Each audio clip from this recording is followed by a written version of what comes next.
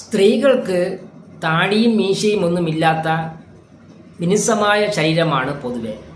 പുരുഷന്മാർക്കാണ് രോമ വളർച്ച കൂടുതൽ.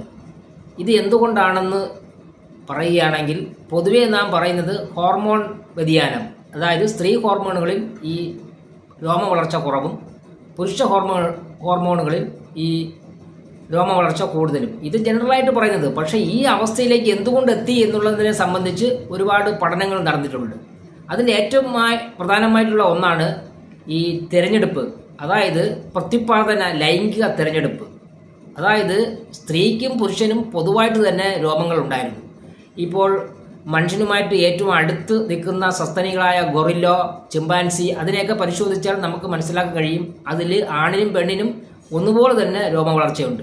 പക്ഷേ അത് ഹോമിയോ സാപ്പിയൻസിൽ വരുമ്പോഴാണ്, അതായത് മനുഷ്യനിൽ വരുമ്പോഴാണ് ഈ വ്യത്യാസം വന്നത്. അതിന് കാരണം ഈ രോമ വളർച്ച കുറവുള്ള സ്ത്രീകളെയാണ് ഈ പങ്കാളി പുരുഷൻ സ്വീകരിക്കുന്നത് കൂടുതലായിട്ട്. അത് കൂടുതലായിട്ട് ആ ഒരു സ്വഭാവം പുരുഷനിൽ വന്നു തുടങ്ങിയപ്പോൾ ഈ പ്രത്യുത്പാദന പ്രക്രിയ മുന്നോട്ട് പോകണമല്ലോ ജീവജാലങ്ങളിൽ, അതുപോലെ മനുഷ്യനിലും മുന്നോട്ട് പോകണം.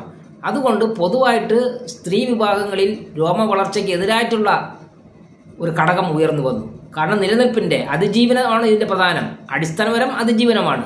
അത് അങ്ങനെ ഒരു കാരണം ഉയർന്നു വരികയും പടിപടിയായിട്ട് സ്ത്രീകളിൽ ഈ രോമ വളർച്ച കുറയുകയും അതിനനുസരിച്ചുള്ള ഹോർമോണുകൾ, അതായത് രോമ വളർച്ചയ്ക്ക് അനുകൂലമല്ലാത്ത ഹോർമോൺ ശരീരത്തിൽ ഉൽപ്പാദിപ്പിക്കപ്പെടുകയും ചെയ്തു എന്നുള്ളതാണ് അടിസ്ഥാനം. അതായത് ലൈംഗിക തിരഞ്ഞെടുപ്പാണ്, പുരുഷൻ്റെ ലൈംഗികമായ തിരഞ്ഞെടുപ്പാണ് ഈ സ്ത്രീക്ക് രോമ വളർച്ച കുറയാൻ കാരണം. അതുമാത്രമല്ല, പ്രത്യുത്പാദനത്തിന് ശേഷം കുട്ടിയെ വളർത്താനും കുട്ടിയുമായി കൂടുതൽ ചേർന്ന് പോകാനും ഈ സ്ത്രീക്ക് രോമമില്ലാത്ത ശരീരമാണ് ഏറ്റവും നല്ലത്. ത്വക്ക് രോമമില്ലാത്ത ശരീരമായിരിക്കണം. കാരണം ഈ ഏറ്റവും കൂടുതൽ ബാല്യകാലമുള്ളത് ഈ മനുഷ്യ കുഞ്ഞുങ്ങൾക്കാണ്.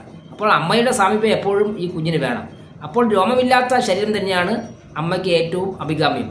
ഇതെല്ലാമായിട്ടുള്ള ഒരു പ്രകൃതിയുടെ തിരഞ്ഞെടുപ്പായി മാറുകയാണ് പിന്നീട് ഈ സ്ത്രീകളിൽ താടിയും മീശയും ഒന്നും ഇല്ലാത്ത രോമ വളർച്ച ഇല്ലാത്ത ഒരു ഘട്ടത്തിലേക്ക്. ഇത് പരിണാമത്തിൻ്റെ ശേഷമുണ്ടായ ഒരു വലിയ മാറ്റമാണ്.